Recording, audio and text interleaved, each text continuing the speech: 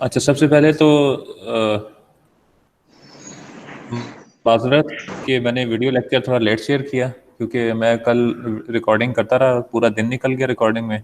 सुबह 10 बजे से लेकर शाम 3 बजे तक मैं रिकॉर्डिंग करता रहा।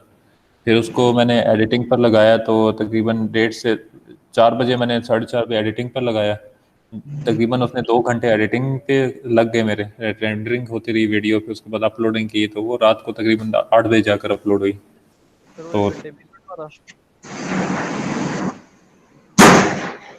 अभी मैं ये कर रहा हूँ कि लेक्चर आपका एडवांस में प्रिपेयर करके रख रहा हूँ। जो सेकंड लैब है उसका लेक्चर मैं आज ही रिकॉर्ड कर रहा हूँ, डेमो लेक्चर। और जो उसका थियोरेटिकल लेक्चर होगा वो भी मैं टाइम से अपलोड कर दूंगा, तो उसमें आप लोगों को इशू नहीं आएगा। फिर अभी सिर्फ एक लेक्चर आया है उसके ऊपर, हाँ, लैब एक 1 ही। वाला। अभी सिर्फ लैब वन का लेक्चर है। हमने लैब वन ही इस वीक के लिए लैब वन का लेक्चर ही है सिर्फ। उसका मैंने ठीक है। डेमो, एक्सपेरिमेंटल डेमो अपलोड किया। उसका जो थियोरेटिकल पार्ट था वो भी रहता है, वो मैं थियोरेटिकल पार्ट अपलोड कर दूंगा। वैसे ऐसे ज़रूरत नहीं है थियोरेटिकल भी अपलोड करने की, आप वो डेमो लेक्चर भी देखेंगे तो चीज़ें आपको समझ आ जाएंगी। लेकिन फिर भी मैं एक छोटा सा थियोरेटिकल पार्ट बनाकर अपलोड कर दूंगा। नेक्स्ट टाइम पे फिर यही होगा कि थियोरेटिकल और डेमो दोनों चीज़ें मैं इकट्ठी अपलोड किया करूंगा। मैं एडवांस में वीडियोस बनाकर रख रहा हूँ अपने पास।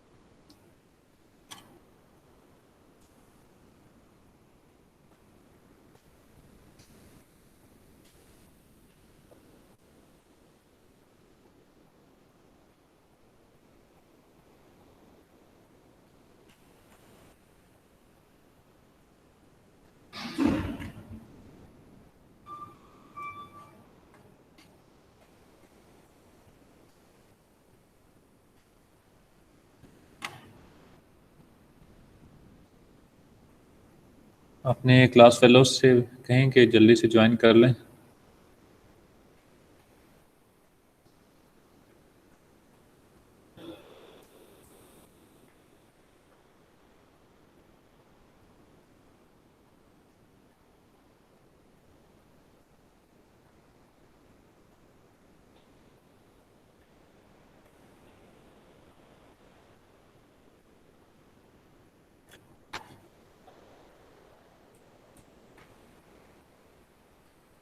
सर मैंने लिंक फॉरवर्ड कर दिया है ग्रुप में। ठीक है, बस मैसेज कर दें कि 5 मिनट के अंदर ज्वाइन करें जल्दी से। Okay sir.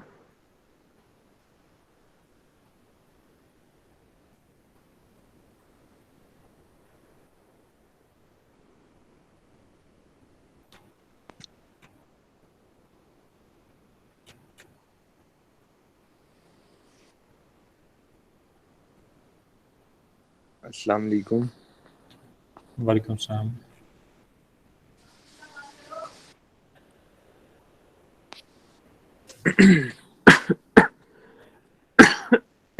सर ये जो पहला एक्सपेरिमेंट था इसमें हमने ट्रांसफार्मर चेक किया था। हाँ, ट्रांसफार्मर की हमने वर्किंग, मतलब उसकी रेटेड वोल्टेज अप्लाई की थी इनपुट पर, प्राइमरी पर, और सेकेंडरी की वोल्टेज मेजर की थी कि उसकी रेटेड वैल्यू क्या मिलती है हमें। और दूसरा हमने उसके मेजरमेंट के मेथड्स देखे थे कि हमने वोल्टेज मेजर कैसे करने हैं। एक तो वोल्टेज डिवाइडर मेथड था, एक स्फेयर गैप मेथड था। 220 वोल्ट्स तक या उससे ऊपर तक भी सर हम किया था इसमें। 220 हमने दिए थे, 220 वोल्टेज इन प्राइमरी पर अप्लाई किए थे, और सेकेंडरी साइड पर हमें 100 किलो वोल्ट मिले थे जनरेटेड। सर ये नेक्स्ट वीक में अगर एक सेशन रख लें इधर लैब का, सिर्फ एक थोड़ा थोड़ा यानी कि बता दें, उसके बाद मिड से पहले ही कर लेंगे। नेक्स्ट वीक अगर एक हल्का सा रख लें सेशन। मुझे समझ नहीं आई, आपकी आवाज़ कट रही थी। सर मैं ये कह रहा हूँ कि नेक्स्ट वीक अगर ऑन कैंपस एक सेशन रख लें लैब का, हार्डवेयर का, सिर्फ हल्का हल्का बता दें, उसके बाद बेशक मिड से पहले रख लीजिए। हाँ, ये बात मैंने एचओडी से की थी, लेकिन प्रॉब्लम ये है कि एचओडी कहते हैं कि हम अपने सर पे कुछ ले नहीं सकते। मींस के इन केस अगर कोई किसी का कोई कोरोना का केस निकल आया तो एडमिनिस्ट्रेशन सारे का सारा जो ब्लेम ब्लेम है वो हमारे पर डाल देगी कि आप लोगों ने कोई एसओपीज फॉलो नहीं किए। तो हमारे लिए कहते हैं एचओडी के इशू बन जाएगा। इसलिए वो कह रहे हैं कि जब यूनिवर्सिटी ने जिस टाइम स्लॉट के लिए अलाउ किया है सिर्फ आप उसी में ही बुलाएं। वरना मैंने उनको ये कहा था कि आप जो फर्स्ट वीक है, फर्स्ट वीक में पूरी क्लास को बुला लें, चाहे ग्रुप्स की सूरत में बुला लें। उनको हम एक दफ़ा एटलीस्ट डेमो दिखा दें कि लैब है किस तरह की और यहाँ पे काम कैसे ये, कैसे करना है, इक्विपमेंट किस तरह का है। लेकिन यही वो बात यही एचओडी बात ने अलाउ नहीं किया। यही बात मैं भी आपसे करना चाह रहा हूँ। उनसे कहें कि आप जो यूनिवर्सिटी के टाइम का बोल रहे हैं तब तक चीज़ ही नहीं क्लियर हुई होगी, तो उस टाइम पे तो ज़्यादा मसला होगा हमें। हाँ नहीं, वैसे हमारी जो लैब है स्पेशली इसमें एज सच कोई वो मुश्किल चीज़ है नहीं, बहुत मोटी मोटी चीज़ें हैं, रट्टे वाली चीज़ें। तो अगर आप वीडियो लेक्चर्स देखते हैं ना तो आपको चीज़ें जब ऑन कैंपस आके करेंगे तो इशू नहीं होगा किसी चीज़ का। सही तो बस यही है कि वीडियो लेक्चर प्रॉपरली फिर सही तरीके से देखें, यही एक शर्त है बस, और कुछ नहीं है सही सही। इसमें। इतनी कोई वो रॉकेट साइंस नहीं है, रट्टे वाली चीज़ें हैं। तो अगर रेगुलरली आप लोग लेक्चर सुनते रहेंगे, इंटरेक्टिव सेशन भी अटेंड करते रहेंगे तो मेरा ख्याल है कि ज़्यादा चलता रहेगा फिल वक्त के लिए। ठीक है सर। वो एचओडी से बात तो मैंने की थी बिल्कुल, लेकिन अलाउ नहीं कर रहे तो वो अब हम कुछ कर नहीं सकते। हाँ, ये किया जा सकता है कि आप लोग अपने तौर पे एक एक दो दो बच्चा, अगर कोई जो मतलब जो करीब रहते हैं, अगर वो खुद इट सेल्फ आना चाहे, कुछ लोग आते भी हैं, तो अगर वो आना चाहे तो वो आ सकता है, उसमें कोई वो नहीं है। वो वैसे विजिट के करे और मैं उसको आके लैब में सब चीज़ें बता दूंगा कि किस तरह का सेटअप है। ठीक है सर, श्योर। लेकिन उसकी शर्त यह है कि ये ना हो कि फिर पूरी क्लास इकट्ठी उठ के आई हुई हो। और डेली के डेली मतलब आप एक एक दो दो बच्चे करके अगर आना चाहें तो वो इस तरह से लड़के आए हुए होते हैं काफ़ी। ठीक है सर।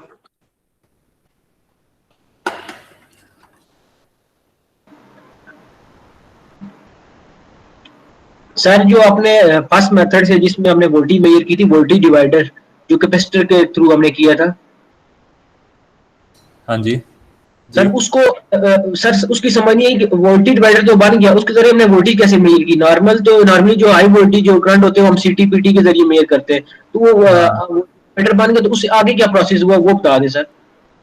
मैं आपको एक पिक्चर शेयर करता हूँ, मैं अगर मेरी पिक्चर मिल जाए तो मैं उसके थ्रू एक्सप्लेन कर देता हूँ आपको। Okay sir.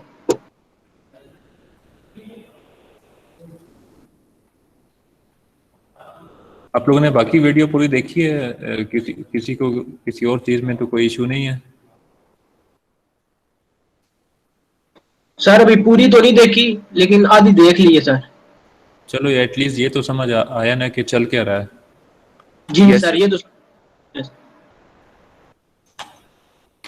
अच्छा, मैं ये पिक्चर निकाल रहा हूँ, ये आपके साथ शेयर कर देता हूँ।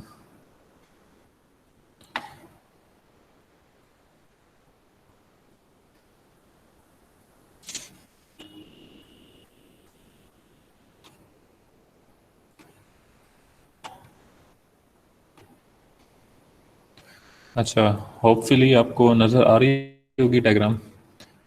जी सर। जी सर नजर आ रही है। अच्छा, जो फर्स्ट मेथड था उसमें तो हमने सिंपल ट्रांसफार्मर की टर्न्स रेशियो कैलकुलेट की थी, टर्न्स रेशियो निकाली थी सेकेंडरी की वोल्टेज डिवाइडेड बाय प्राइमरी की वोल्टेज 455 हमने निकाली थी। और वो तो मतलब टर्न्स रेशियो से मल्टीप्लाई कराते थे इनपुट वोल्टेज को, प्राइमरी को, तो हमें सही। सेकेंडरी की वोल्टेज मिल जाती थी। क्योंकि स्टेप अप ट्रांसफार्मर है वो तो एक बड़ा आसान मेथड था। ठीक। दूसरा जो मेथड हमने किया था, हमने कैपेसिटिव वोल्टेज डिवाइडर यूज़ किया था। अभी जिस तरह की डायग्राम आपको नजर आ रही है, वर्टिकल में आपको नजर आ जहाँ C1 लिखा हुआ है, 4 कैपेसिटर से कनेक्टेड है, और दूसरा नीचे लिखा हुआ है C2। ओके। तो हमारे केस में 4 कैपेसिटर तो नहीं थे, हमारे केस में एक ही बड़ा कैपेसिटर था। ठीक है, 4 हो या एक हो कोई फर्क नहीं पड़ता। तो एज्यूम करें कि ये सिंगल कैपेसिटर है C1। ठीक है, हमारे क्योंकि हमारे पास एक बड़ी वैल्यू का कैपेसिटर है। और आप कह रहे थे दो है सीरीज में लगे, एक छोटा कैपेसिटर है और एक हाँ बड़ा। हाँ बिल्कुल, वो जो ये बड़ा सीरीज वाला, में हाँ बड़ा वाला C1 कितना? हमारा बड़ा कैपेसिटर है और C2 जो है वो हमारा छोटा कैपेसिटर। छोटा कैपेसिटर इस सेंस में कह रहा हूँ कि C1 की जो वोल्टेज रेटिंग है वो ज्यादा है, C2 की जो सही। वोल्टेज रेटिंग है वो कम है। ठीक है। ठीक है, वोल्टेज रेटिंग के सेंस में कह रहा हूँ कि C1 वोल्टेज रेटिंग में इसकी कैपेसिटी ज्यादा है, 200 किलो वोल्ट तक ये मेजर कर सकता है, और C2 जो है इसकी जो वोल्टेज रेटिंग है वो 300 वोल्ट्स है। तो साइज में C2 बड़ा है कि C1 बड़ा साइज में? साइज में भी C1 C1 बड़ा है, क्योंकि इसकी जो वोल्टेज रेटिंग, जो वोल्टेज कैपेसिटी है वो भी बहुत ज्यादा है, 200 किलो वोल्ट्स में है। मैं ये डायग्राम्स आपके साथ शेयर कर दूंगा इनकी भी। C2 जो है ये बेसिकली कैपेसिटिव वोल्टेज ट्रांसफार्मर है। ये C1 के नीचे जो जितना भी टोटल आपको इक्विपमेंट नजर आ रहा है ये सारा उस C2 के अंदर बिल्ट इन है। ठीक है, मतलब C2 प्लस ये बाकी इंडक्टर और ट्रांसफार्मर, C2 इंडक्टर और ट्रांसफार्मर, ये तीन चीजें मिला के वोल्टेज डिवाइडर नेटवर्क बनाती हैं। ठीक है, हारिस साहब की बात भी ठीक है, हमने कोई सीटीज या पीटीज लगाने पड़ते हैं हाई कोई भी मेजरमेंट्स लेने के लिए, तो पोटेंशियल ट्रांसफार्मर हमें लगाने पड़ते हैं। ये जो एक्सिलरी ट्रांसफार्मर है ये बेसिकली एक पोटेंशियल ट्रांसफार्मर ही है, लेकिन हम हाई वोल्टेजेस पर से डायरेक्टली मेजरमेंट्स नहीं ले सकते अपने इक्विपमेंट के लिए। मींस के हमने इसके जी जी 220 वोल्ट हाई वोल्टेज में तो नहीं आती ना? नहीं, 220 हाई वोल्टेज में नहीं आती सर हमने तो इसमें 220 वोल्ट यूज किए थे 220 ही यूज किस में? तो जब हम टेस्ट कर रहे थे तो प्राइमरी 220 नहीं, 220 तो प्राइमरी साइड पर थे, सेकेंडरी साइड पे 100 किलो वोल्ट थे। किलो वोल्ट आ रहे। ठीक है ठीक है। ठीक है, तो मींस के C1 प्लस C2 टोटल जो वोल्टेज ड्रॉप है वो 100 किलो वोल्ट का है इन दोनों के ऊपर। ठीक है, एक काम करते हैं, मैं इसको यस सर, ये तो समझ आ गई। इनका जो C1 और C2 का टोटल वोल्टेज ड्रॉप होगा जो हमारे पास वो तो 100 हो जाएगा।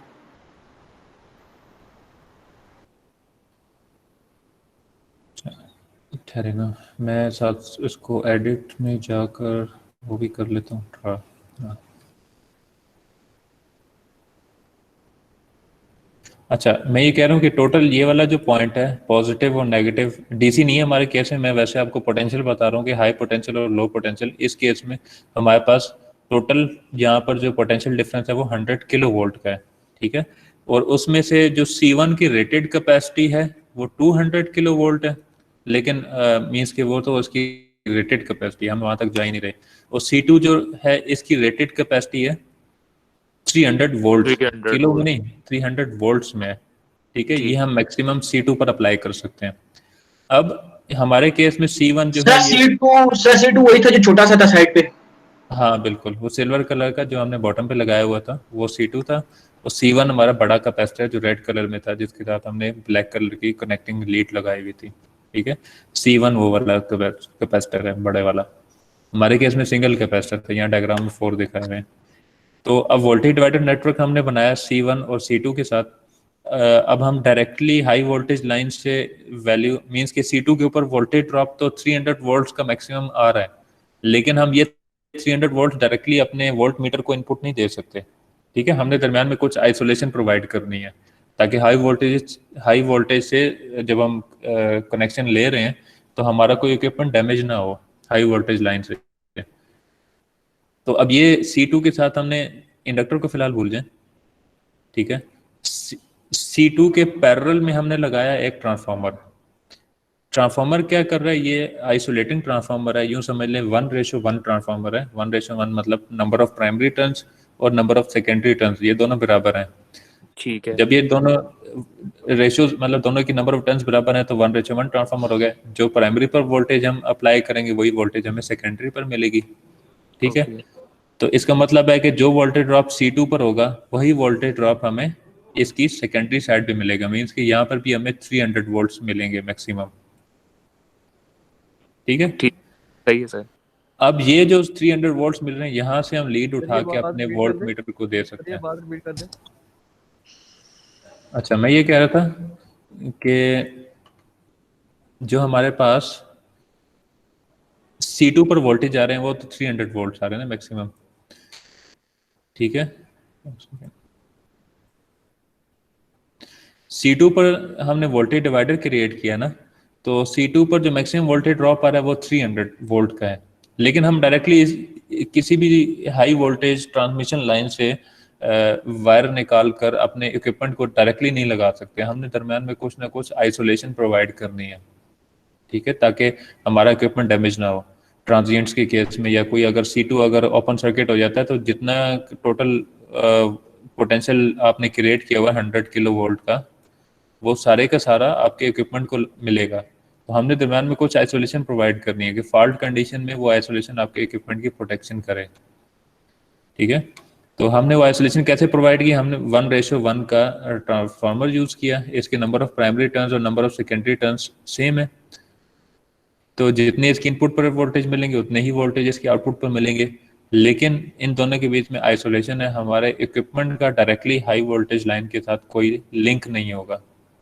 तो जो इतनी हमने बात यूज की थी एक्सपेरिमेंट में, वो 1:1 का तो नहीं था मेरे ख्याल में ट्रांसफर, कहाँ पे, किसकी बात कर रहे हो, कौन से एक्सपेरिमेंट की? जो वीडियो में यूज किया था पहले वाले में। जो फर्स्ट वीडियो में यूज किया था, नहीं वो 1:, उस वो जो आपको चीज, वो जो सिल्वर कलर की जो मैंने आपको चीज दिखाई थी, मैं एक कोशिश करता हूँ कैमरा ऑन करके दोबारा दिखा दूं, तो वो बेसिकली वो यही चीज है, उसके अंदर ये कैपेसिटर भी बिल्ट इन है, उसके अंदर इंडक्टर भी बिल्ट इन है, उसके अंदर ये ट्रांसफार्मर भी बिल्ट इन है। सर ये जो ट्रांसफार्मर है ये तो फिजिकल आइसोलेशन दे रहा है, पास कर अगर C1 हमारे पास शॉर्ट हो जाता है तो C2 के क्रॉस 100 kV आ जाएगा, और वही 100 kV हमारे पास फिर आउटपुट पे अपीयर होगा जिधर हमने अपना DMM लगाया हुआ है अगर, या वोल्ट मीटर लगाया हुआ है। ट्रांसफार्मर के अंदर कैपेबिलिटी नहीं होगी इतनी। ट्रांसफार्मर आपका डैमेज हो जाएगा उस केस में। हाँ, इसीलिए तो आइसोलेशन प्रोवाइड की हुई है। ठीक है, आइसोलेशन के लिए हम इसलिए तो उसको यूज कर रहे हैं ताकि और आपका, और सर ये वाला जो ट्रांसफार्मर था, ये जो हमारा आइसोलेशन के लिए लगा हुआ है, ये हमारे पास उस जो पैनल था उसके अंदर लगा हुआ है या ये उधर ही उसके पास ही पड़ा हुआ था? नहीं ये जो, एक सेकेंड,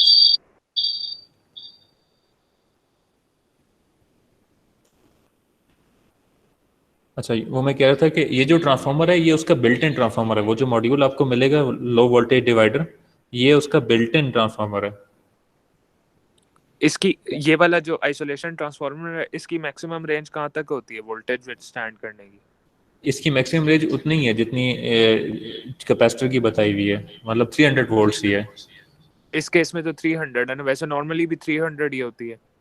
नहीं, डिपेंड करता है ना कितने वोल्टेज रेटिंग तक है, हमारे पास ये दो तरह के मॉड्यूल इसमें पड़े हुए हैं, एक 300 वोल्ट रेटिंग का है, दूसरा 600 वोल्ट रेटिंग का है, वो तो यूजेज पे डिपेंड करता है कि हमने वोल्टेज डिवाइडर नेटवर्क कितना बड़ा बनाना है।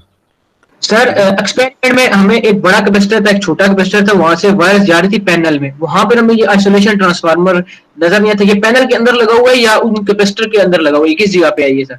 नहीं नहीं, ये एक्सटर्नल डिवाइडर इक्विपमेंट है, मैं आपको दिखाता हूँ, एक मिनट एक मिनट।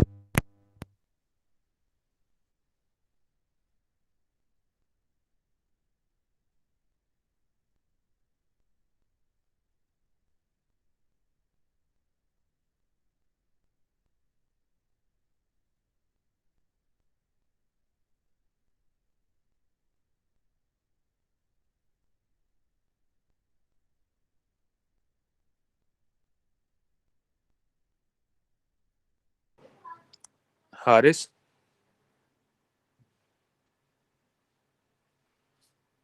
Yes yes. ये वीडियो स्टक हुई भी है या मेरा इंटरनेट प्रॉब्लम कह रहा है? ओए यार हारिस, उस वीडियो में सर ने वीडियो रुकी है। और एक वो साथ क्या था, वो एक चीज और पड़ी हुई थी साथ, वो ट्रांसफार्मर नहीं था? वो छोटा सा ट्रांसफार्मर था, वो C2 था। और एक और चीज इसमें मैंने और जैसे C2 ट्रांसफार्मर होते ही दो कैपेसिटर थे ना उसमें, सर ने दिखाया एक सिल्वर कलर का, एक येलो कलर का, और साथ एक ट्रांसफार्मर पड़ा हुआ था बड़ा। जो छोटा था ना वो C2 था, वो जो छोटा सा पड़ा हुआ था नीचे सिल्वर कलर का, सीरीज में लगे हुए नहीं थे दोनों, एक एक बड़ा, नहीं एक ऑरेंज था ना, ऑरेंज दो थे ना। हाँ, और जो बड़े वाला था वो ट्रांसफार्मर था। हाँ वो वही बात कर रहा ना सर, ये जो इसमें वीडियो में भी सर ने दिखाया है, उस ट्रांसफार्मर की बात कर रहे हैं या किसी और की कर रहे हैं? ये उसकी बात नहीं कर रहे, वो जो बड़ा सा ट्रांसफार्मर था वो तो हमारे पास मेन ट्रांसफार्मर था जो 100 kV दे रहा था। हाँ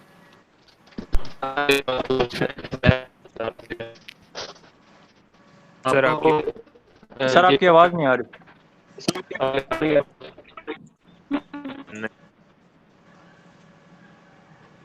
सर आपकी वॉइस का इशू है।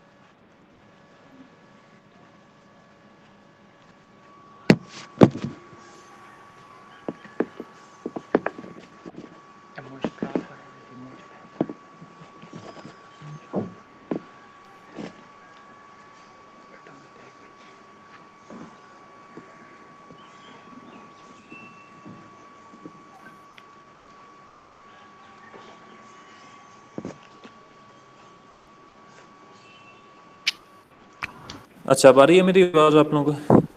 जी अब आ रही है। अच्छा, मैं आपको फिजिकली वो भी दिखा देता हूँ, ट्रांसफार्मर भी दिखा देता हूँ, उसके साथ जो कैपेसिटर लगा हुआ है वो भी दिखा देता हूँ, और साथ साथ जो वोल्टेज डिवाइडर है वो भी दिखा देता हूँ। सही है ठीक सर। है, मैं कैमरा अपना ओपन कर रहा हूँ कैमरा, और आपको चीज़ें सब कुछ दिखा देता हूँ। आप लोगों को वीडियो फीड नज़र आ रही होगी कैमरे की? जी सर आ रही है। अच्छा, सबसे पहले तो आपका ये ट्रांसफार्मर था हमारा। ट्रांसफार्मर में तो कोई इशू नहीं है ना, सिंपल ट्रांसफार्मर है, स्टेप अप ट्रांसफार्मर है। सही है। ठीक है। ठीक। ठीक है, ट्रांसफार्मर से हमने कनेक्टिंग लीड लगाकर कैपेसिटर को कनेक्ट किया था। ये हमारा बड़ा कैपेसिटर है। ये बड़ा C1 मतलब है। बड़े से मुराद ये है कि C1 है ये, इसकी वोल्टेज रेटिंग ज़्यादा है। ठीक है। ठीक है, इसके अगर हम बॉटम पे देखें तो यहाँ पर एक चीज़ आपको नजर आएगी, ये इसको कहते हैं वोल्टेज डिवाइडर। इसकी मैं रेटिंग्स आपको दिखा देता हूँ। ये C2 plus inductor plus transformer, तीनों चीज़ें इसके अंदर बिल्ट इन है। ठीक है, ओके इसकी ओके ओके ओके इसकी ओके। वोल्टेज रेटिंग जो है 300 वोल्ट्स है। कैपेसिटेंस जी। इसकी है 0.1 0.1। माइक्रोफैरेड। ठीक ठीक है, है। ये छोटे साइज में है, इसमें बड़ा साइज भी आता है, उसकी कैपेसिटेंस भी ज़्यादा है और उसकी वोल्टेज रेटिंग 300 से ज़्यादा है। वो आई थिंक 600 वोल्ट का है। वो ये अलमारी मैक्सिमम में पैक हुआ हुआ है, ये वो मैं आपको निकाल के दिखाता हूँ दोबारा। ये सेटअप मैक्सिमम 300 वोल्ट तक विथस्टैंड कर सकता है ना। अबव 300 वोल्ट ये डैमेज हो जाएगा। हाँ नहीं, इसका मतलब ये है कि आपने जो वोल्टेज डिवाइडर में नीचे एक C2 लगाया हुआ है, इसके ऊपर मैक्सिमम वोल्टेज ड्रॉप 300 वोल्ट का आएगा। ठीक है, आ रहा है। बाकी सारे का सारा ड्रॉप जो है बड़े कैपेसिटर के ऊपर आ जाएगा। ठीक है। आपने फिर जो कैलकुलेशंस करनी है, आपने फिर इस वोल्टेज डिवाइडर की इम्पीडेंस निकाल के इसके थ्रू करनी है। ठीक है समझ लग ठीक गई है। है, ओके ओके। इसकी अब कैपेसिटेंस दी हुई है 0.1 माइक्रोफैरेड, और जो बड़े वाला कैपेसिटर है जिसको हम मेजरिंग कैपेसिटर भी कहते हैं, तो मैं कोशिश करता हूँ आपको इसकी भी कैपेसिटेंस नजर आ जाए। इसकी जो कैपेसिटेंस है वो 100 पिको फैरेड है।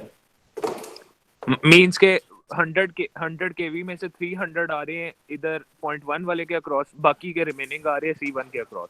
बिल्कुल ऐसा ही है। तो कैपेसिटेंस की जो इम्पीडेंस का फार्मूला होता है, capacitance C impedance equals to 1/j omega c। ठीक है, तो जिसकी कैपेसिटेंस स्मॉल होगी उसकी इम्पीडेंस ज़्यादा मिलेगी, और ठीक। जिसकी कैपेसिटेंस ज़्यादा होगी उसकी इम्पीडेंस कम मिलेगी। हमारे ठीक। केस में ये बड़े वाला जो कैपेसिटर है, इसकी कैपेसिटेंस कम है, तो इसकी तो इम्पीडेंस ज़्यादा मिलेगी हमें।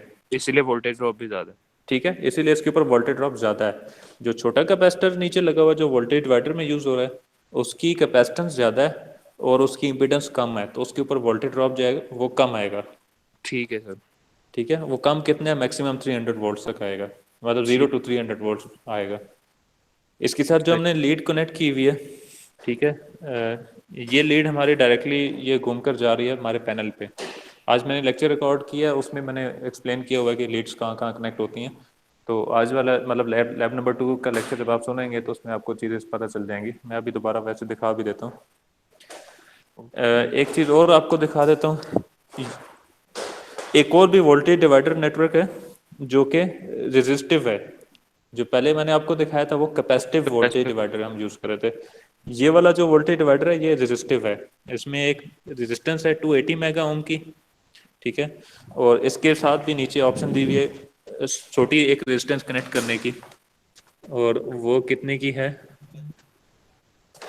इसकी भी मैक्सिमम वोल्टेज रेटिंग जो बताई हुई है वो 300 वोल्ट्स है, और इसकी रेजिस्टेंस की वैल्यू आ रही है 325 किलो ओम्स। ठीक है, तो इसकी भी रेजिस्टेंस स्मॉल है तो इसके ऊपर वोल्टेज ड्रॉप कम आएगा, और जो दूसरी बड़ी रेजिस्टेंस लगी हुई है उसकी रेजिस्टेंस ज़्यादा है, वो मेगा ओम्स में है, तो इसके ऊपर वोल्टेज ड्रॉप ज़्यादा आएगा।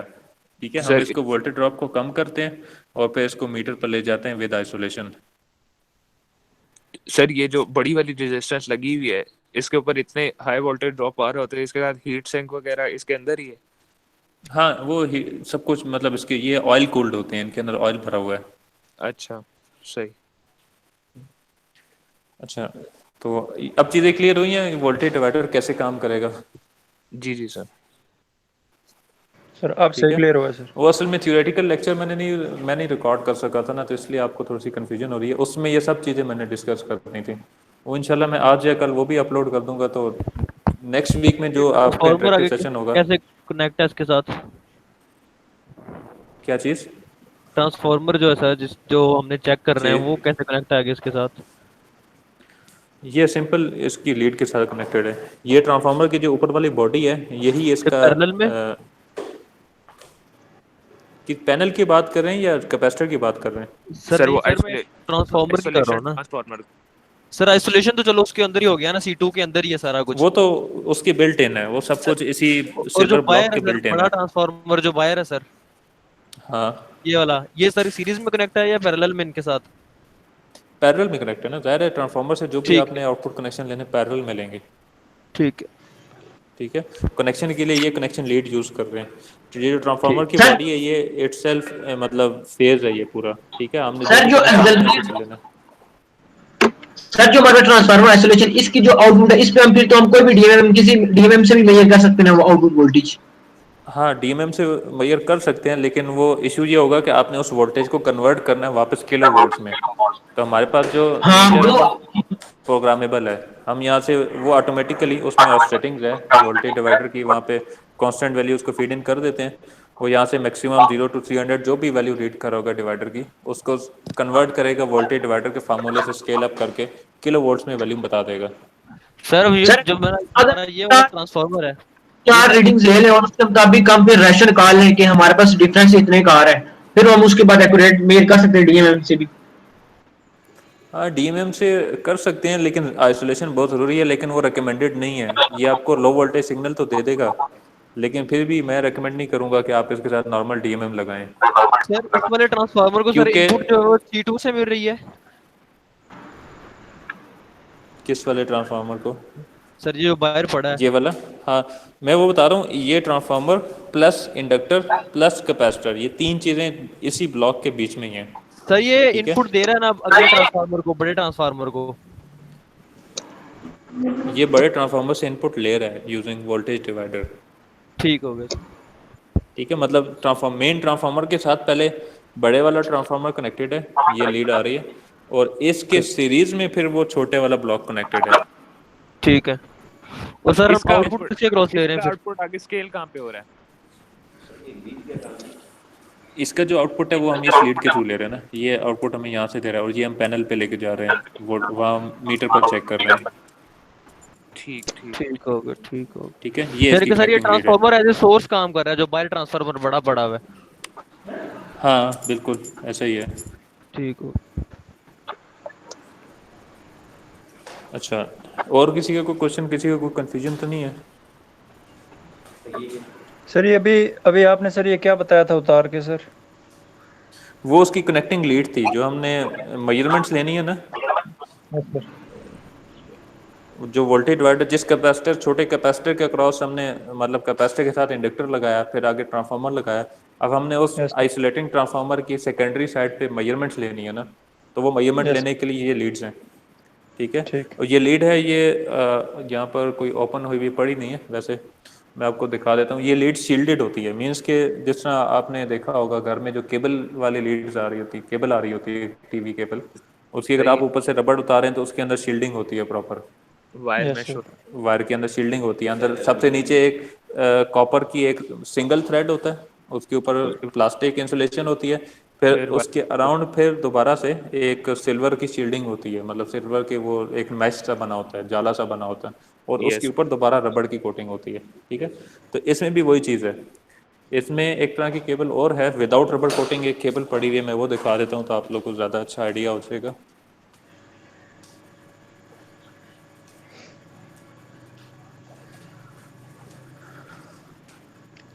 जिस तरह की ये केबल है, इसके तो अंदर सॉलिड कॉपर केबल नहीं है, इसके अंदर तो थ्रेड्स ज़्यादा हैं, लेकिन होता है इसी तरह ही है कि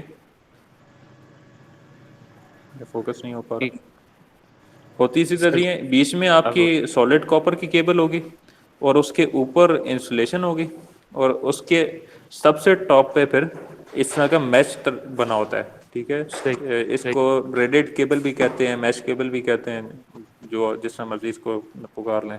और फिर इस मैश के ऊपर फिर जिस तरह रबड़ कोटिंग होती है नॉर्मल केबल्स की, इसके ऊपर फिर वो भी की जाती है। ये स्पेसिफिक जो केबल है ये डबल शील्डेड है, जो मैं आपको बता रहा हूँ वो सिंगल शील्डेड है। इसमें आपको अगर देखेंगे तो सबसे नीचे एक केबल है, फिर ऊपर प्लास्टिक है, फिर एक और केबल है, उसके ऊपर दोबारा प्लास्टिक है, और फिर उसके ऊपर दोबारा से कॉपर की ब्रेडिंग हुई हुई है, कॉपर का मैश है, ठीक है। तो ये इसको कहते हैं डबल शील्डेड। जो हम रीडिंग के लिए यूज़ कर रहे हैं वो सिंगल शील्डेड है, उसके अंदर सिंगल कॉपर का एक थ्रेड है, उसके ऊपर प्लास्टिक कोटिंग है, फिर उसके ऊपर कॉपर का मैश है, और उसके ऊपर दोबारा रबड़ कोटिंग है। तो वो कॉपर का जो मैश है वो डिफाइन कर रहा है कि वो सिंगल शील्डेड है या डबल शील्डेड है। सर वोल्टेज मेजरमेंट के लिए हम रेजिस्टिव नेटवर्क भी यूज करेंगे आगे एक्सपेरिमेंट किसी में?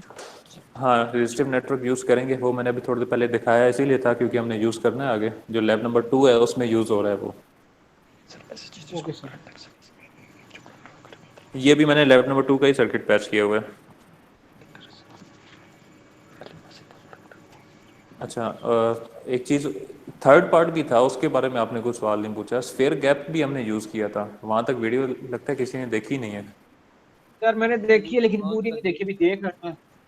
वहाँ ठीक है, सर चलें, आपने कोई इशू नहीं, वो देख लीजिएगा। सर आपने वॉइस अलग रिकॉर्ड की है, इकट्ठी की थी उसमें?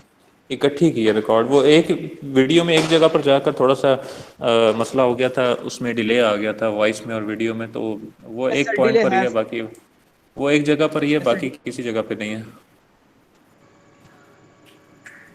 अच्छा, वो जो स्फेयर था ना, मैंने इलेक्ट्रोड्स, डिफरेंट इलेक्ट्रोड्स करके दिखाए थे आपको, उसमें स्फेयर भी यूज़ किए हैं, पॉइंट टू प्लेन भी यूज़, ये पॉइंट टू प्लेन इलेक्ट्रोड अभी लगा हुआ है, पॉइंट टू पॉइंट इलेक्ट्रोड भी यूज़ किया था हमने, और इसी तरह स्फेयर टू स्फेयर इलेक्ट्रोड भी यूज़ किया था। स्मॉल डायमीटर और लार्ज डायमीटर, दो डिफरेंट डायमीटर्स पर हमने एक्सपेरिमेंट किया था।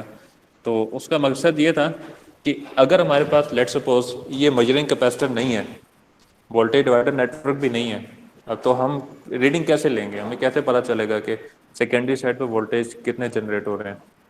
तो वो मेजर करने के लिए फिर हम स्फेयर गैप मेजरमेंट्स का इस्तेमाल करते हैं। एक स्टैंडर्ड एक टेबल है सर ये IEEE की तरफ करते से। हैं, अगर हमारे पास क्या नहीं है तो हम यूज़ करते हैं। मिसाल के तौर पे ये जो हमारे पास बड़ा कैपेसिटर है और वोल्टेज डिवाइडर नेटवर्क, ये हमारे ये पास नहीं है। सेटअप नहीं है, ओके। हाँ, ये वाला सेटअप नहीं है, तो हमने मेजरमेंट्स लेनी है वोल्टेज की, तो वो हम कैसे लेंगे?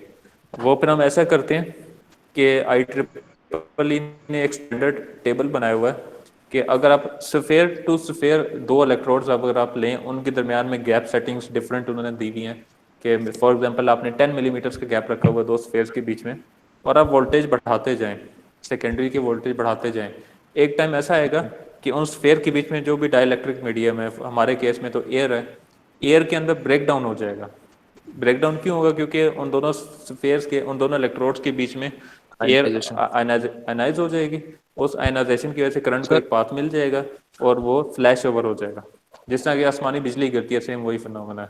सर अभी एक सर एक दफा आप प्रोसीजर बता दें कि हम इनपुट कैसे ले रहे हैं और कैसे कैसे आउटपुट हमारी आ रही है बाहर से, ये सर इक्विट इनसे बता दें, ट्रांसफार्मर से कैसे आ रही है और आगे कैसे जा रही है, यानी कि इनपुट हमारी ट्रांसफार्मर की तरफ से आ रही है और फिर आगे आउटपुट बता दें कैसे आ रही है सर। सर मेरा अच्छा, सवाल भी इससे रिलेटेड है। एक मिनट सर, जो कैपेसिटर की जो दूसरी वायर है वो हमें दिखा दे। एक तो ये ब्लैक कलर की जा रही है, तो दूसरी वायर हाँ, कहाँ पे है जो, वो दिखा दे हमें। दूसरी वायर किस किस कैपेसिटर की? सर इसी की जो सीरीज में सर्किट बना रहा है ना, तो उस दूसरे कैपेसिटर से वायर वापस तो जा रही होगी ट्रांसफार्मर में, वो दिखा दे। वापस नहीं जा रही? अच्छा ठीक है, जो ट्रांसफार्मर को वापस जा रही है ना, जो जो आप बात कर रहे हैं, असल में वापस कुछ भी नहीं जा रहा ट्रांसफार्मर को। हर चीज का जो सेकंड टर्मिनल है ना, वो ग्राउंडेड है, यस सर। वो अर्थ पॉइंट के साथ कनेक्टेड है, ठीक है। मैंने ठीक। आपको बताया था कि जो ट्रांसफार्मर का जो ऊपर वाला ये चीज है, ये आपका फेज है, ये पूरा एक फेज है, यहीं से हम कनेक्शन निकालते हैं, ठीक है। जैसे सर मैंने ये एक वायर लगाई हुई है, जो न्यूट्रल पॉइंट है वो ये नीचे वाली प्लेट है जो कि कनेक्टेड है आपकी अर्थिंग पॉइंट के साथ। ये न्यूट्रल प्लेट के साथ यहाँ कॉपर की ब्रेडेड केबल कनेक्ट की हुई है और ये आपके अर्थिंग पॉइंट तक जा रही है, ठीक है। सर वो कनेक्शन केबल की कनेक्शन सर नजर वो नहीं आ रही सर। सब इनपुट बता दें सर। जो कैपेसिटर है ना आपका, उस कैपेसिटर का भी दूसरा पॉइंट हमने ग्राउंड किया हुआ है, ठीक है।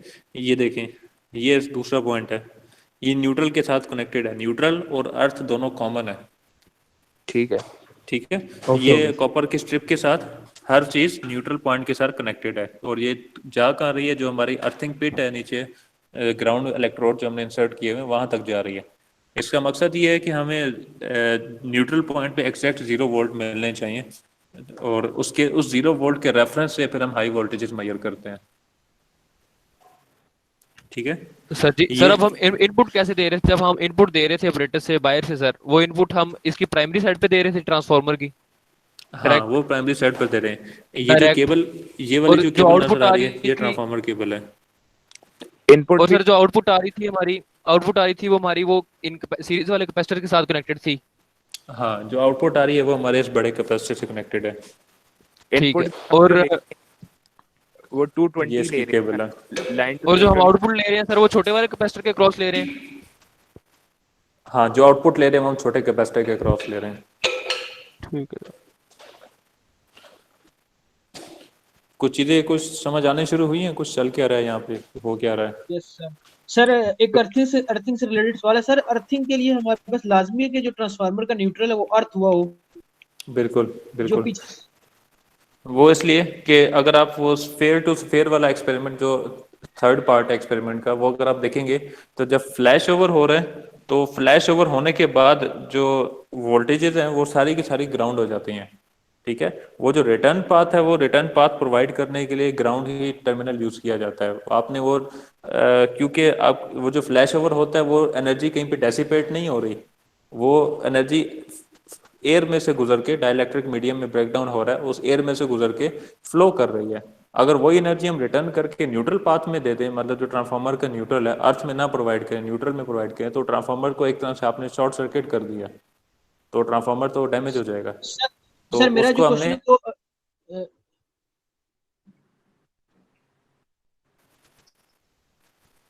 जी पूछें पूछ। जो मेरा क्वेश्चन है वो पीछे सर जो अर्थिंग का प्रॉपर पाथ बनने के लिए अभी ये लेट्स सपोज अभी हमने जिसे डिस्चार्ज वाला एक्सपेरिमेंट किया था वो ग्राउंड हो रहा है, तो पीछे से बिल्कुल। जिस जगह से हमारे पास सप्लाई आ रही है डिस्ट्रीब्यूशन ट्रांसफार्मर है, उसका मैं कह रहा हूँ कि अर्थ उसको लाजमी होना चाहिए। अगर वो अर्थ ना हुआ हो तो क्या हमारी अर्थिंग प्रॉपर वर्क करेगी नहीं करेगी सर? अर्थ उसका भी होना चाहिए, वो भी अर्थ होता है। जो आप बात करें डिस्ट्रीब्यूशन ट्रांसफार्मर, उसका भी उसका प्रॉपर अर्थ होता है। न्यूट्रल टर्मिनल सर वो। हाँ, उसकी उसका उस केस में उन्होंने न्यूट्रल और मतलब अर्थिंग डिफरेंट टाइप्स की हो सकती है ना। एक तो ये अर्थिंग ये है कि आपने सिर्फ और सिर्फ बॉडी को अर्थ करना है, ताकि आपके अगर कोई फेज अगर बॉडी को टच कर जाता है तो वो सारे का सारा करंट अर्थ की तरफ फ्लो कर जाए। वो आपके शॉर्ट सर्किट की प्रोटेक्शन है कि आपको शॉक ना लगे। ठीक है। कुछ अर्थिंग होती है वो सिस्टम की प्रोटेक्शन के लिए होती है। जो पहले मैंने अभी अर्थिंग बताई है, जो कि वो बॉडी को सिर्फ अर्थ करें, वो इक्विपमेंट की प्रोटेक्शन के लिए नहीं है, वो ह्यूमंस की प्रोटेक्शन के लिए। क्या कोई बंदा अगर फेज लाइन अगर बॉडी को टच कर गई है और मैं जाके हाथ लगा दूं बॉडी को, तो मुझे करंट लगेगा। उससे बचाने के लिए हमने क्या करना है, बॉडी को अर्थ कर देना है। कुछ अर्थिंग होती है कि आपने न्यूट्रल पॉइंट को अर्थ करना है। ठीक है। सर जैसे तो आप फर्ज करें जैसे हमारे यूनिवर्सिटी का ट्रांसफार्मर लगा हुआ है, उसका न्यूट्रल अर्थ हुआ है, और यहाँ हाँ पे जब हम बिल्कुल। लैब में एक्सपेरिमेंट कर रहे हैं, जब यहाँ पर हम डिस्चार्ज कर रहे हैं, तो जो डिस्चार्ज करंट हमारा ग्राउंड में जा रहा है, क्या वो पाथ बना के उस ट्रांसफार्मर तक जा रहा है नहीं जहाँ नहीं पर नहीं न्यूट्रल उसका नहीं अर्थ हुआ नहीं है? नहीं, वहां तक नहीं, नहीं, उतना दूर नहीं जाता। क्योंकि जमीन इतनी बड़ी है, हमारा जो जो भी चार्ज जमीन की तरफ जा रहा है वो डिस्पर्स हो जाता है, जमीन में जाके खत्म हो जाता है। बहुत वो नीचे जमीन, जितना बड़ा जमीन का साइज है उस हिसाब से तो वो चार्ज कुछ भी नहीं है। तो वैसे ये है कि एक कुछ डिस्टेंस, मतलब कम से कम 10-15 फुट का गैप रखा जाता है दो दो अर्थिंग प्लेट्स के दरमियान, ताकि दोनों अर्थिंग प्लेट्स का आपस में कोई इंटरफेरेंस ना हो। लेकिन वैसे जिस तरह का आप कह रहे हैं उस तरह से कोई फिनोमेना होता नहीं है कि एक अर्थिंग प्लेट से चार्ज गुजर के दूसरे अर्थिंग प्लेट से गुजर के दूसरे इक्विपमेंट में चला जाए, ऐसा कुछ नहीं होता, क्योंकि वो चार्ज नीचे जाके सर जमीन में जाके मैं ये खत्म हो बात जाता है। सर मैं ये बात करूं, जो ट्रांसफार्मर होता है उसका न्यूट्रल अर्थ किया होता है, बॉडी भी अर्थ हुई होती है और न्यूट्रल भी उसका अर्थ हुआ होता है, जो हमारे पास सेकेंडरी साइड में बिल्कुल। निकल होता है, जो भी डिस्ट्रीब्यूशन ट्रांसफार्मर। मैं ये कह रहा हूँ जो हम लैब में एक्सपेरिमेंट कर रहे हैं, इसका ये हाँ नीचे अर्थ हुआ है, क्या जो बिल्कुल। चार्ज ग्राउंड में जा रहा है ये वो पाथ बना के उस डिस्ट्रीब्यूशन ट्रांसफार्मर तक जा रहा है, या वो ग्राउंड में डिस्पर्स हो रहा है? आप नहीं जैसे कह रहे नहीं, वो डिस्ट्रीब्यूशन ट्रांसफार्मर तक नहीं जाता, वही मैं बता रहा हूँ ना, वो ग्राउंड में डिस्पर्स हो जाता है, वो ग्राउंड में जाके खत्म हो जाता है। वो हैं। ओके सर, ओके वापस सर। वो कहीं नहीं जा रहा, वो सिर्फ जमीन में जा रहा है। ठीक है। इसकी मिसाल आप ये लें ना कि जब ओके सर, आसमानी बिजली गिरती है, तो हमने ट्रांसमिशन लाइन पे अपने सब स्टेशन वगैरह पे सर्ज अरेस्टर्स लगाए होते हैं। जब आसमानी बिजली गिरती है तो यूँ समझ लाइक ले कि फेज जो है वो आपका आसमान है और न्यूट्रल जो है वो आपका अर्थ है। तो आपने आसमानी बिजली गिरी है, सर्ज अरेस्टर ने वो बिजली को कैप्चर किया और जमीन की तरफ फ्लो करवा दिया। वो जो भी चार्ज फ्लो किया ज़मीन की तरफ, वो जाके ज़मीन का साइज इतना बड़ा है कि वो ज़मीन में जाके डिस्पर्स हो गया। वो ऐसा नहीं होता कि एक पॉइंट पे आपने ज़मीन में डाला है तो वो दूसरे 2 किलोमीटर दूर अगर कोई सब स्टेशन है वो डैमेज हो जाए, ऐसा कुछ नहीं होता, क्योंकि ज़मीन में जाके डिस्पर्स हो जाता है चार्ज पूरी ज़मीन पर, तो वो बहुत माइन्यूट वैल्यू है, वो किसी चीज़ को डैमेज नहीं करती। सर सही क्लियर हो सही गया sir. Thank you sir, thank you sir. Excuse me sir sir sir ये जो जी ट्रांसफार्मर का बताएं। जो आप कह रहे हैं अर्थ पिट के साथ कनेक्टेड है नीचे, ये नीचे जो उसके साइड है ट्रांसफार्मर का सर, जी तो सर ये जो है यहाँ से कितनी वोल्टेज से, मतलब कि जो आपने ये इसका आउटपुट जो है वो, या इसका न्यूट्रल नीचे कनेक्टेड है, मीन्स कितनी वोल्टेज है जो नीचे जा रही है? इसका न्यूट्रल कनेक्टेड है, फेज नहीं कनेक्टेड, न्यूट्रल कनेक्टेड है। न्यूट्रल कनेक्टेड है तो यूँ समझ लें कि वो 0 वोल्ट पर है, वो कोई वोल्टेज नीचे नहीं जा रही। नॉर्मल कंडीशन पे कोई वोल्टेज नहीं नीचे जाएगी। अगर कोई फॉल्ट कंडीशन आती है या कोई फ्लैश ओवर जिससे हम करवाते हैं तो, या कैपेसिटर को डिस्चार्ज करवाना है, उस केस में वोल्टेज जाएगी, लेकिन वो वोल्टेज नहीं जाएगी, चार्ज आपका फ्लो करेगा। वोल्टेज को 0 पर रहना चाहिए आइडियल कंडीशंस में। अगर आपकी अर्थिंग पिट की रेजिस्टेंस आइडियली कंडीशन में 0 होनी चाहिए, अगर रेजिस्टेंस 0 है तो आप जितने मर्जी उसमें से चार्ज जितना मर्जी करंट फ्लो करवाएं, वोल्टेज ड्रॉप 0 होना चाहिए, ठीक है। लेकिन सही हो प्रैक्टिकली गया, वो थैंक 0 यू। होता नहीं है, क्योंकि जो स्टैंडर्ड है इस तरह की हाई वोल्टेज लैब्स के लिए और ग्रेड स्टेशन वगैरह के लिए, मिनिमम रेजिस्टेंस आइडियली तो 0 होनी चाहिए, लेकिन 0.1, 0.2, 0.3 इतनी अचीवेबल है, इतनी हो जाती है। अगर बहुत अच्छी रेजिस्टेंस भी, बहुत अच्छी अर्थिंग प्रोवाइड कर दी जाए तो इससे भी कम कर सकते हैं, लेकिन जो मैक्सिमम वैल्यू है वो 0.5, इससे ऊपर नहीं होनी चाहिए, ठीक है। ये ओके हो स्टैंडर्ड गया फॉलो सर। किया जाता है, ये IEEE का स्टैंडर्ड है। इससे ऊपर हमने नहीं जाना। अगर सही इससे ऊपर रेजिस्टेंस जाती है तो फिर हमने उसके दूसरे सोल्यूशन है, हम उसमें एसिड डालें, नमकीन पानी डालें या वैसे सादा पानी डालें। सॉइल ड्राई होती है जब, तो फिर हमारी रेजिस्टेंस ज़्यादा हो जाती है, तो हमने उसको मिनिमाइज करने के लिए पानी वगैरह डालना पड़ता है। सर थैंक ये यू वाला सर। जो सर ये वाला जो थर्ड वाला आप एक्सपेरिमेंट नहीं बोल रहे, ये इलेक्ट्रोड्स वाला, हाँ, थर्ड पार्ट है वो। सर इसका सिंपल सर्किट तो इधर बोर्ड पर ड्रॉ करके दिखाएं अगर कर सकते हैं। अच्छा अच्छा, मैं दिखाता हूँ।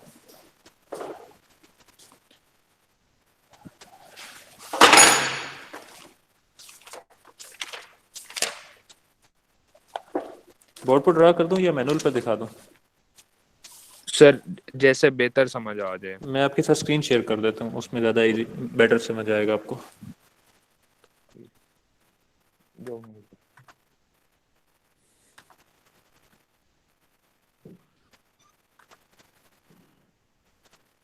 ये जो मैंने टेक्स्ट डॉक्यूमेंट जो मैं शेयर कर रहा हूँ, आप ये वाली विंडो ओपन कर लें, मैं लैपटॉप से जो शेयर कर रहा हूँ।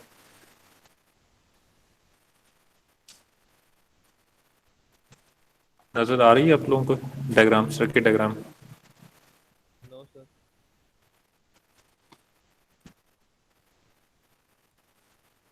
जो मैंने अपनी ओरिजिनल आईडी, स्टूडेंट आईडी से जो मैंने शेयर की हुई है स्क्रीन, वो ओपन करें, यस सर, नजर आ रही।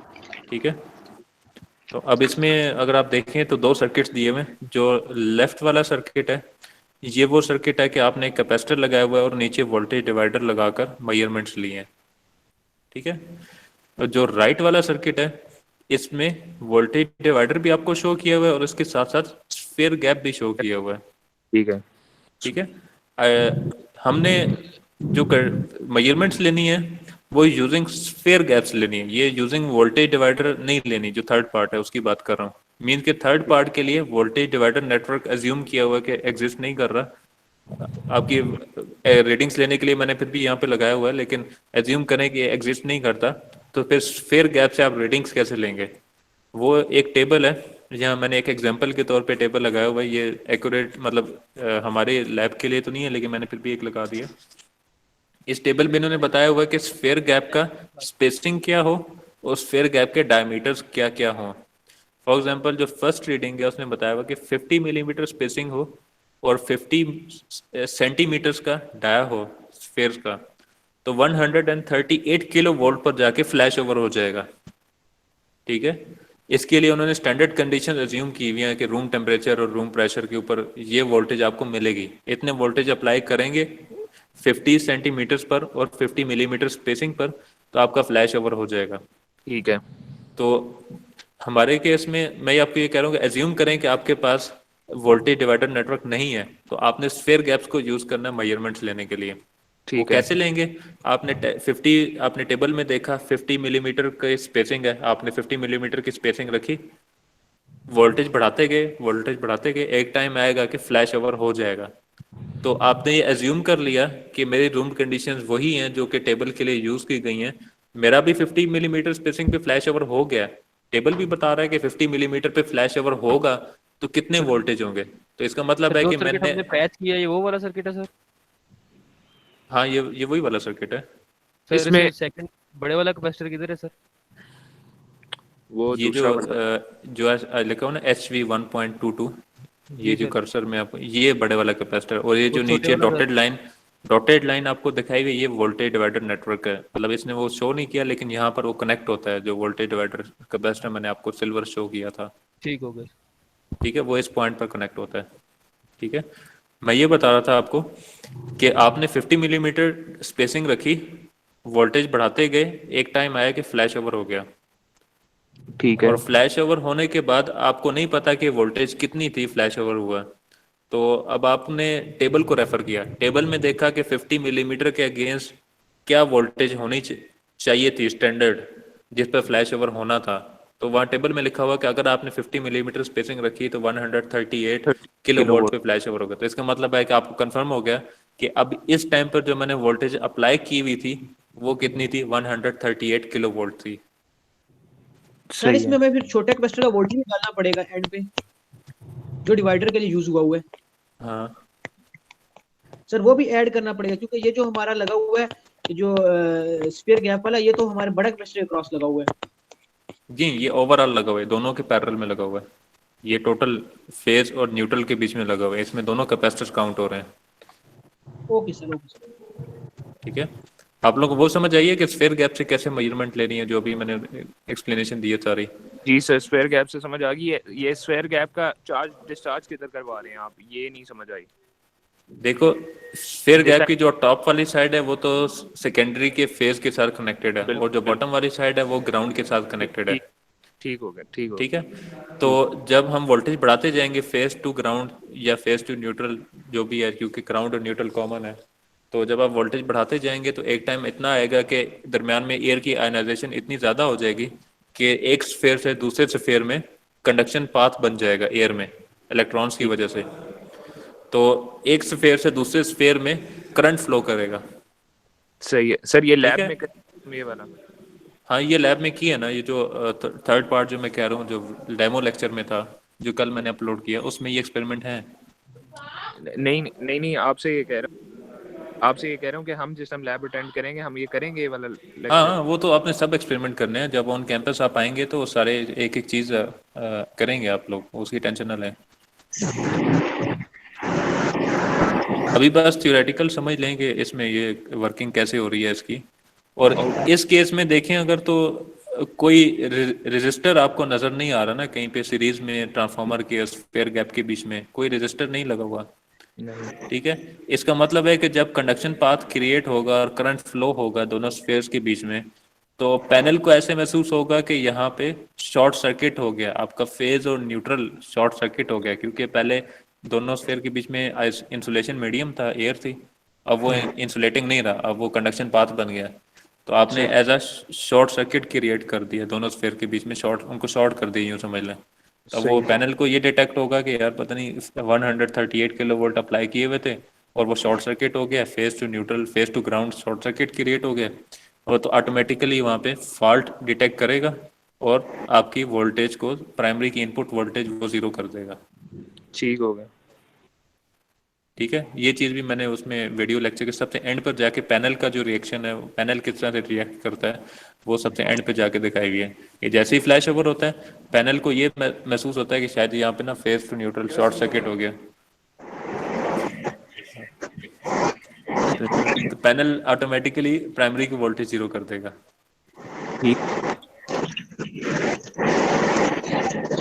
ऑसिलोस्कोप पे सर, जो ऑसिलोस्कोप पे हमारे पास आउटपुट वेव आ रही थी, वो हमारे पास इसी वोल्टेज की आ रही हाँ, जो ऑसिलोस्कोप पे वेव आ रही थी वो यही साइनसॉइडल वेव फॉर्म थी जो हम वोल्टेज डिवाइडर कैपेसिटर से मेजर कर रहे थे। मीन्स कि उसकी 300 मैक्सिमम 300 वोल्ट तक हम मेजर कर रहे हैं ना, वही हम ऑसिलोस्कोप पर भी रीड कर रहे थे।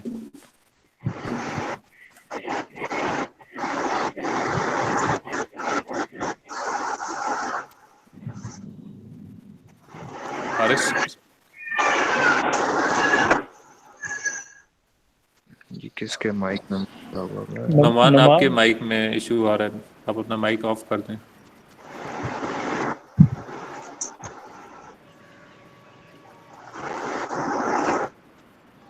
नुमान माइक बंद कर दे। अच्छा चलें, मैंने बंद कर दिया। अच्छा, ये आपको अब क्लियर हो गई है कि यस स्फीयर गैप से मेजरमेंट कैसे हो रही है और वोल्टेज डिवाइडर से मेजरमेंट कैसे लेनी है। Yes sir. ये दो मेथड्स हैं मेजरमेंट के जो फॉलो किए जाते हैं। तीसरा मेथड जो है वो तो मतलब एक आप पहले भी पढ़ते रहे कि ट्रांसफार्मर रेशियो फाइंड कर लें और उसको प्राइमरी वोल्टेज से मल्टीप्लाई कर दे तो सेकेंडरी की वोल्टेज मिल जाएगी आपको। वो तो सही है। आप पहले भी पढ़ते आ रहे हैं। तो ये दो दो मेथड्स हैं जो जहाँ पे हम हाई वोल्टेज लैब में करते हैं। वोल्टेज डिवाइडर का स्केल हमने खुद ही सेट किया होता है इंस्ट्रूमेंट में। हाँ, वो जो पीक वोल्ट मीटर है उसके अंदर वो प्रोग्रामेबल है, उसके अंदर सेटिंग्स मौजूद हैं कि आप वोल्टेज डिवाइडर नेटवर्क कौन सा यूज़ करें। अगर आप छोटे वाला कैपेसिटर यूज़ करें तो वहाँ पे वैल्यू सेट करनी पड़ती है, बड़ा कैपेसिटर वोल्टेज डिवाइडर के लिए यूज़ करते हैं तो उसकी भी वैल्यू भी सेट करनी पड़ती है। वो ऑटोमेटिकली फिर स्केल अप करके किलो वोल्ट में वैल्यू दे देता है। क्योंकि जो C1 कैपेसिटर है, बड़ा कैपेसिटर C1, वो तो फिक्स है ना, वो तो ऑलरेडी उन्होंने फीड इन किया हुआ है कि क्या वैल्यू है उसकी। सही सही सही। ठीक है, ठीक है सर। और कोई कन्फ्यूजन तो नहीं है इस चीज़ में। नहीं सर। बाकी क्लास को आप लोग ये सवाल पूछ रहे हैं, बाकी क्लास इनको सब समझ आ गया।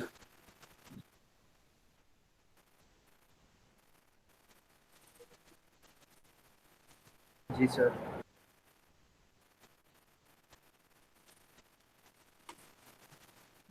चलो अच्छी बात है, किसी को भी कोई इशू नहीं है। अच्छा, जो हमने रीडिंग्स ली हैं मैं आपके साथ रीडिंग्स शेयर कर दूंगा। इसमें एक फोर्थ मेथड भी है वैसे, अब हमारे पास लैब में वो इक्विपमेंट नहीं है तो वो हम नहीं करते। ये शब एंड फोर्सेक मेथड ये हम लैब में नहीं करते क्योंकि हमारे पास इसका इक्विपमेंट नहीं है, लेकिन मैनुअल में इसकी डिस्क्रिप्शन दी हुई है, इसको अपने तौर पे रीड कर लेना ताकि आपको ये भी पता हो कि ये मेथड कैसे काम करता है। ठीक है, इसमें किया हुआ क्या है इसने? ये इस डायग्राम को नीचे इसने एक्सप्लेन किया हुआ है कि कैसे काम करता है। इसमें एक moving coil ampere metre use होता है, वो हमारे पास नहीं है। तो वो आप इसको अपने तौर पे इसको रीड करें, आपको पता चले कि ये काम कैसे कर रहा है। ट्राइक टाइप का लग रहा है सर्किट। ठीक है सर। इसको रीड करना है इसके नीचे जो भी दिए हुए हैं। अच्छा, और जो रीडिंग्स हैं मैं कोशिश करूंगा ये वाला जो स्फेयर गैप का टेबल है ये भी हमारे जो लैब के रेलेवेंट है वो मिल जाए, क्योंकि इसमें जो मिनिमम डायमीटर जो वो यूज़ करें स्फेयर का वो 50 सेंटीमीटर्स का यूज़ कर रहे हैं। तो हमारे पास तो 50 सेंटीमीटर से इतना बड़ा तो स्फेयर है ही नहीं। तो मैं देखूंगा हमारे पास जो स्फेयर है जिस साइज़ का उसका टेबल हमें कहीं से मिल जाए तो हम वो यूज़ कर लेंगे, वरना फिर एज एन एग्जाम्पल इसको यहीं पर रखेंगे। और दूसरा जो यहाँ पर टेबल्स हैं डिफरेंट स्पेसिंग के साथ जो रीडिंग्स लिए हैं, secondary voltage measured eight breakdown, इसके साथ ऑप्शन दी हुई है secondary voltage looked up in the table. ठीक है, आगे सही है। जाकर हम एक एक्सपेरिमेंट करेंगे। अब होता ये है कि स्टैंडर्ड रूम टेम्परेचर कंडीशंस और रूम प्रेशर कंडीशन वो नहीं होती जो टेबल में दी हुई हैं। तो हमारे टेम्परेचर भी चेंज होगा, ऊपर नीचे होगा, प्रेशर भी, एयर प्रेशर भी थोड़ा बहुत फर्क होगा उसमें। तो होगा ये कि ब्रेकडाउन वोल्टेज थोड़ी सी ऊपर नीचे होती रहेगी। आइडियली वो ब्रेकडाउन वोल्टेज हमें नहीं मिलेगी जो कि टेबल में दी हुई है, तो ये सर वोल्टेज कम ज़्यादा होती रहती है। सर वो वोल्टेज कम ज्यादा होगी तो वो वोल्ट्स में ही होगी ना, लाइक किलो वोल्ट्स का फर्क तो नहीं नहीं, है? किलो वोल्ट्स में भी किलो वोल्ट्स का भी फर्क आता है। अच्छा। तो उसका सोल्यूशन ये है कि हमने टेबल में देख लिया, हमें पता है कि रूम टेम्परेचर हमारे पास वो नहीं है जो टेबल में मेंशन था, लेकिन फिर भी हमने एज्यूम कर लिया कि जो 50 मिलीमीटर स्पेसिंग पे वोल्टेज ब्रेकडाउन 138 किलो वोल्ट होना चाहिए अगेंस्ट रूम कंडीशंस। लेकिन हमारे पास तो रूम कंडीशन नहीं है, तो इसका मतलब है कि 138 किलो वोल्ट ब्रेकडाउन वोल्टेज नहीं होनी चाहिए, कम होगी या ज़्यादा होगी। सही फिर हम सही। क्या करते हैं कि एक करेक्शन फैक्टर कैलकुलेट करते हैं, उसका एक फार्मूला है, उसके अंदर टेम्परेचर की वैल्यू भी डालते हैं, उसके अंदर एयर प्रेशर की वैल्यू भी डालते हैं, ह्यूमिडिटी की वैल्यू भी डालते हैं।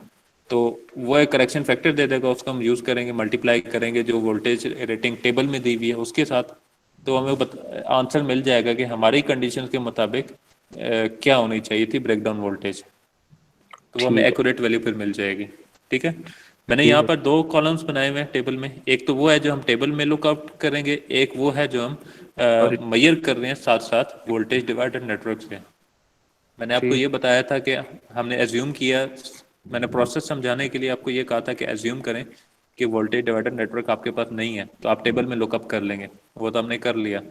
तो अब वो जो टेबल में लुकअप कर रहे हैं वैल्यू, वो रियल टाइम वैल्यू जो एक्यूरेट हम मेजरमेंट कर रहे हैं उसके बराबर है कि नहीं, वो चेक करने के लिए हमने साथ वोल्टेज डिवाइडर नेटवर्क भी लगा दिया, ताकि हमें ये पता चलता रहे कि हमें करेक्शन फैक्टर कैलकुलेट करने की ज़रूरत है या नहीं है। तो जो ये टेबल वैल्यूज है ये हमें ये स्फीयर वाले एक्सपेरिमेंट के अकॉर्डिंगली दी हुई हैं? हाँ, जो टेबल वैल्यूज हैं वो स्फीयर के एक्सपेरिमेंट के लिए दी हुई हैं। तो लेकिन वो उसमें ये होगा ना कि जी इससे हमें पता ये लगेगा कि रूम कंडीशंस का क्या इम्पैक्ट है हमारी वोल्टेज के ऊपर। हाँ, उसमें हम मिसाल के तौर पे टेबल में उसने दिया हुआ है कि 50 मिलीमीटर पे 138 किलो वोल्ट पर जाकर ब्रेकडाउन हो जाएगा। हमने भी हमारा भी ब्रेकडाउन हो गया 50 मिलीमीटर पर। अब हमें ये नहीं पता कि वो 138 पर हुआ है, 135 पे हुआ है या 140 पर हुआ है, क्योंकि हमारी रूम कंडीशंस चेंज है। लेकिन टेबल कह रहा है कि अगर आपका ब्रेकडाउन हो गया तो 138 होगा, लेकिन वो अब हमारे लिए एक्यूरेट नहीं रहा क्योंकि हमारी रूम कंडीशन चेंज हो गई हैं। सही है। ठीक है, तो उस केस में हम अगर वोल्टेज डिवाइडर नेटवर्क लगाकर साथ देखें तो हम ये वेरीफाई कर सकते हैं कि हमारी रूम टेम्परेचर कंडीशंस पर कितने पर ब्रेकडाउन हुआ है और टेबल क्या कह रहा था कि उसके मुताबिक कितने पर होना चाहिए था, कि तो कितना फर्क आ रहा है। ठीक है सर। ठीक है, इसलिए ये इस पिक्चर में ये दोनों चीज़ें कंबाइंड आपको दिखाई हुई हैं। ठीक है सर। ठीक है, और डिफरेंट टाइप ऑफ इलेक्ट्रोड्स हैं, वीडियो में मैंने दिखाए हैं। स्फीयर टू स्फीयर इलेक्ट्रोड हमने यूज़ किया था वीडियो में, स्मॉल डायमीटर के साथ, फिर लार्ज डायमीटर भी हमने यूज़ किया था, और प्लेन टू प्लेन स्मॉल हमने यूज़ नहीं किया, तो ये वाला टेबल स्किप कर देना है। प्लेन टू प्लेन लार्ज हमने यूज़ किया था, पॉइंट टू पॉइंट इलेक्ट्रोड हमने यूज़ किया था। ठीक है, और पॉइंट टू प्लेन इलेक्ट्रोड भी हमने शायद यूज़ किया था, तो वो रीडिंग्स मैं आपके साथ शेयर कर दूंगा। पॉइंट टू स्फीयर हमने नहीं किया था, वो मैं रीडिंग्स आपके साथ शेयर कर दूंगा, आप लोगों ने अपने अपने पास मैनुअल में फिल कर लेना है। और वो रिपोर्ट एक से 1.5 पेज की रिपोर्ट, मैक्सिमम 2 पेजेस की रिपोर्ट बनानी है, इंडिविजुअली बनानी है। सही है सर। सर ये रिपोर्ट सबमिशन है? जी, रिपोर्ट सबमिशन के लिए मैं आपको वो कर दूंगा, पहले मैं थियोरेटिकल पार्ट इस लेक्चर का मैं अपलोड कर दूँ, उसके बाद फिर मैं रिपोर्ट का आपको टाइम बता दूंगा। वह वीकेंड पे ही होगा, मतलब फ्राइडे तक कर दूंगा या मंडे तक कर दूंगा, तो आप टाइम काफ़ी होगा, आप बना लेना। ठीक है, इस रिपोर्ट के एंड पर जाके अगर आप देखेंगे तो इस तरह का आपने एक ग्राफ बनाना है जिसमें आपने कंपैरिजन करने का, अगर आप sphere to sphere electrode use कर रहे हैं तो फिर क्या हो रहा है, point to plane electrode use करें तो ब्रेकडाउन वोल्टेजेस किस तरीके से राइज कर रही हैं, अगर हम डिस्टेंस बढ़ाते जा रहे हैं तो हर इलेक्ट्रोड का डिफरेंट बिहेवियर आपको मिलेगा। जो स्टैंडर्ड है उसमें उन्होंने ये बताया हुआ है कि जो स्फीयर टू स्फीयर इलेक्ट्रोड अगर आप यूज़ करेंगे तो वो आपको एक्यूरेट रीडिंग्स देगा, और अगर इसके अलावा अगर आप कोई और इलेक्ट्रोड यूज़ करेंगे तो वो आपको एक्यूरेट रीडिंग नहीं देगा। इसलिए जो भी हमने वोल्टेज मेजरमेंट के लिए टेबल यूज़ करना है वो स्फीयर का टेबल यूज़ करना है, और इलेक्ट्रोड भी स्फीयर ही यूज़ करेंगे। बाकी जो इलेक्ट्रोड्स हैं वो एक्यूरेट रीडिंग्स नहीं देते हमें। सही सही। ठीक है, किसी को और कोई क्वेश्चन है तो बताएं, चीज़ें क्लियर है? यस सर, बाकी ये थर्ड वाला सुनेंगे, नेक्स्ट सेक्शन भी आपका सुनते हैं। हाँ, वो सुन लें, वो आपको एक दफ़ा देखेंगे तो आपको चीज़ें समझ आ जाएंगी कि कैसे कैसे होगा। वो डिफरेंट, पहले एक इलेक्ट्रोड लगाया, 10 मिलीमीटर पर ब्रेकडाउन मेजर किया कितने वोल्ट पर हो रहा है, 20 पे मेजर किया, 30 मिलीमीटर पे चेक किया, 40-50 पर चेक किया, फिर इलेक्ट्रोड चेंज किया, दूसरे इलेक्ट्रोड के भी हमने यही मेजरमेंट्स ली, फिर तीसरे इलेक्ट्रोड के भी यही मेजरमेंट्स ली, और एंड पे जाके ग्राफ प्लॉट कर देना है, बिहेवियर चेक कर लेना है कि किस इलेक्ट्रोड पर क्या बिहेवियर आ रहा है। ठीक है। आमतौर पर ये होता है कि जो पॉइंट इलेक्ट्रोड होते हैं ना, पॉइंट टू प्लेन हो जाए, पॉइंट टू पॉइंट हो जाए या पॉइंट टू स्फीयर हो जाए, इनके ब्रेकडाउन जल्दी हो जाते हैं, इनके ब्रेकडाउन कम वोल्टेज पर भी हो जाते हैं, क्योंकि जो वोल्टेज स्ट्रेस होता है, जो पोटेंशियल डिफरेंस जो हमने डाला हुआ है एयर के ऊपर है, अपने इंसुलेटर के ऊपर जो वोल्टेज स्ट्रेस आ रहा है वो उस पॉइंट इलेक्ट्रोड की वजह से एक सिंगल पॉइंट पे आ रहा है। अगर हम वही प्लेन इलेक्ट्रोड यूज कर लेंगे, उसका डायमीटर भी बड़ा है, सरफेस एरिया बड़ा है, तो वो जो वोल्टेज स्ट्रेस है वो स्प्रेड आउट हो जाता है, वो इंसुलेटर का जो एरिया है वो ज़्यादा हो जाता है उसके नीचे, तो वो फिर ज़्यादा वोल्टेज देने पड़ते हैं ब्रेकडाउन के लिए। तो ये कंपैरिजन है, ग्राफ से आपको समझ आएगी इस चीज़ की। तो सर सबसे एक्यूरेट रिजल्ट इसका आ रहा होता है सफेयर वाले का, इसकी क्या स्पेसिफिक? हाँ, इसकी स्पेसिफिक रीजन ऐसा तो कोई नहीं लिखी हुई थी, मैंने सर्च आउट तो किया है, बस ये एक स्टैंडर्ड है, ये हिट एंड ट्रायल मेथड से ही इनको मतलब पता चलती हैं ये चीज़ें, इसके पीछे कोई स्टैंडर्ड रीज़न नहीं है।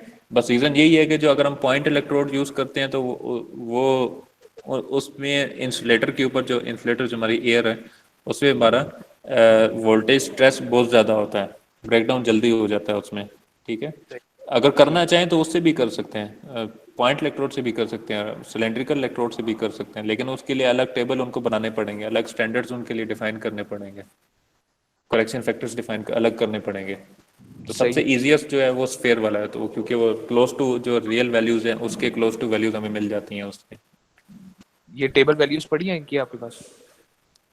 मैंने टेबल वैल्यूज पढ़ी है मेरे पास, लेकिन ये बड़े स्फेयर्स की पढ़ी है, हमारे पास स्फेयर इतने बड़े हैं नहीं, ये बड़े स्फेयर गैप्स के लिए हैं। तो मैं कोशिश कर रहा हूँ कि मुझे जो हमारे लैब में हम स्फेयर यूज़ कर रहे हैं उसी की टेबल मिल जाए तो बहुत अच्छी बात है, लेकिन ये मुझे कहीं मिल नहीं रही थी। तो आपने मेजर्स की वो हमें आप प्रोवाइड करेंगे लैब रिपोर्ट की? हाँ, वो मैं प्रोवाइड करूँगा ना, रिपोर्ट तभी तो बनेगी आपकी, वो मैं आपको सेंड कर दूँगा। ठीक है सर, उसका आप लोगों ने ग्राफ बना लेना है। ठीक है। ये जो मैंने लैब मैनुअल अपलोड किया है इसके अंदर जो जो चीज़ें जिसकी रीडिंग मैं आपको भेजूंगा वो आपने कर लेनी है, बाकी टेबल डिलीट कर देना बेशक, और नीचे जाके ग्राफ में जाके इसको डबल क्लिक करना है आपने, ओपन करना है, और सॉरी इस पे एडिट में जाएं, एडिट डाटा में जाएं और सारी वैल्यूज़ इसके अंदर प्लॉट करते फिल करते जाएं, वो ऑटोमेटिकली आपका ग्राफ बन जाएगा एक बड़ा अच्छा सा। ठीक है, एक्सेल शीट में आपकी वैल्यूज़ आ जाएंगी, इसको सेव करें वैल्यूज़ को, और ग्राफ आपका ऑटोमेटिकली बन जाएगा। ठीक है सर, ठीक है, ठीक है। एंड पे फिर कंक्लूजन में आपने लिख देना है कि आपने किस इलेक्ट्रोड के साथ क्या बिहेवियर आपका आया था, और बस ये 2-3 लाइनें लिख देनी, कौन कौन से मेथड आपने किए हैं उनके बारे में 2-3 लाइनें लिख देना। ठीक है सर।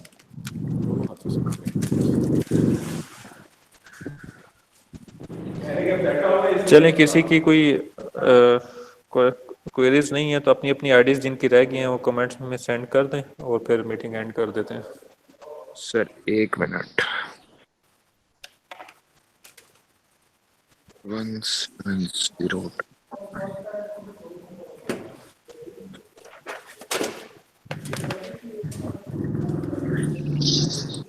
सर वालेकुम सलाम। सर ये कमेंट में करना है ना, आपने कोई पोर्टल पे अटेंडेंस तो नहीं ली अभी तक? नहीं नहीं, यहाँ कमेंट में ही करना है, पोर्टल पे किसी ने अटेंडेंस नहीं डालनी, वहाँ पर गूगल क्लासरूम पे कोई बंदा अटेंडेंस कमेंट ना करे। ठीक है सर, ठीक। ठीक है, जिन्होंने अटेंडेंस लगा दी और कोई क्वेश्चन नहीं है तो बेशक लीव कर जाएं। सर थोड़ा सा जो मैं ना एक नेक्स्ट लैब में आपसे जो हमने शुरू में आपने बताया था ना जिसमें रिडक्शन में अर्थिंग वगैरह ये वो, तो उसके मुताबिक थोड़ा सा डिस्कस करना है, तो वो नेक्स्ट लैब में करना है। ठीक है, मैं कोशिश कर मैं उसके ऊपर एक लेक्चर, अर्थिंग के ऊपर एक लेक्चर मैंने बनाना है, अर्थिंग की मेजरमेंट कैसे करनी है और अर्थिंग का मतलब एक सेटअप होता कैसे है हमारे नेटवर्क में, उसके ऊपर एक अलग से लेक्चर बनाना है, वो भी पेंडिंग है, वो भी लेक्चर बना के आपको शेयर कर दूंगा मैं। ठीक है सर, ठीक हो गया। तब तक आप लोगों ने ये करना है कि इस वीक का काम क्या है आप लोगों का, रिपोर्ट तो आप लोगों ने बनानी है, वो तो मैं जब डाटा शेयर करूंगा तो आपने तब बनानी है। लैब मैनुअल्स में मैंने एक यूज़र मैनुअल अपलोड किया, एक मीटर है मैगर का मैनुअल अपलोड किया, और उसके साथ साथ एक्सपेरिमेंटल मैनुअल अपलोड किया। जी जी, 3 चीज़ें अपलोड की हैं। एक्सपेरिमेंटल मैनुअल तो वो है जिसके अंदर आपने रीडिंग वगैरह फिल करनी है, यूज़र मैनुअल खोलेंगे तो उसके हर एक इक्विपमेंट के बारे में डिटेल लिखी हुई है उसमें, एक एक इक्विपमेंट की नाम, उसकी करंट वोल्टेज रेटिंग्स, उसकी स्पेसिफिकेशंस, उसकी वर्किंग क्या है, वो किस चीज़ के लिए यूज़ होता है, वो सब कुछ उसके अंदर लिखा हुआ है। बस एक दफ़ा उस इक्विपमेंट लिस्ट को जाके एक दफ़ा रीड कर लें आपको, ताकि वीडियो जब आप देखें तो आपको चीज़ें पता हों कि ये चीज़ क्या काम कर रही है। और इस व्हाट्सएप पे आई हुए। ठीक है सर। ठीक है, ये आपका वीकेंड का टास्क है, ताकि लैब नंबर 2 जब हम करें तो आप लोगों को चीज़ें पता होंगी। चलो ठीक। लैब नंबर 2 सर कौन सी वाली है, उसको क्या करेंगे? लैब नंबर 2 भी मैं उसकी लेक्चर्स बना रहा हूँ, उसका मैनुअल अपलोड नहीं किया मैंने, लैब नंबर 1 का सिर्फ मैनुअल अपलोडेड है। ठीक है, जो सेफ्टी प्रिकॉशंस भी दी हुई हैं, लैब नंबर 1 का जो एक्सपेरिमेंटल मैनुअल है उससे पहले सेफ्टी प्रिकॉशंस भी लिखी हुई हैं, उनको भी रीड कर लें एक दफ़ा। ठीक है सर।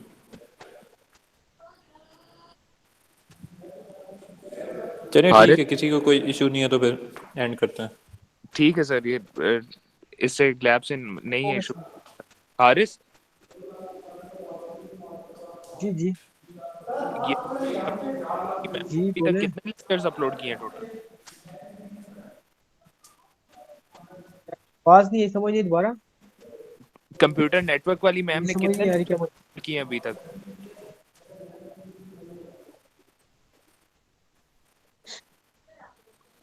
व्हाट्सएप पे करता हूँ बात।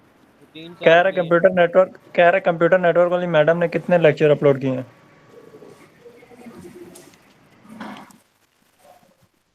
वो मुझे भी नहीं पता, मैंने भी नहीं देखे अभी तक।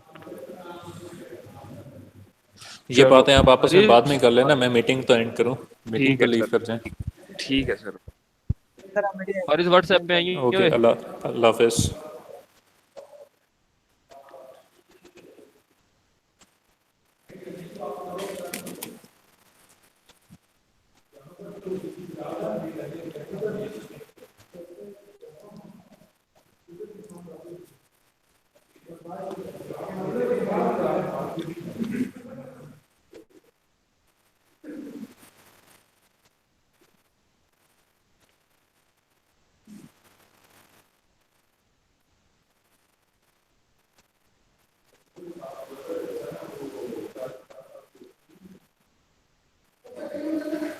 Once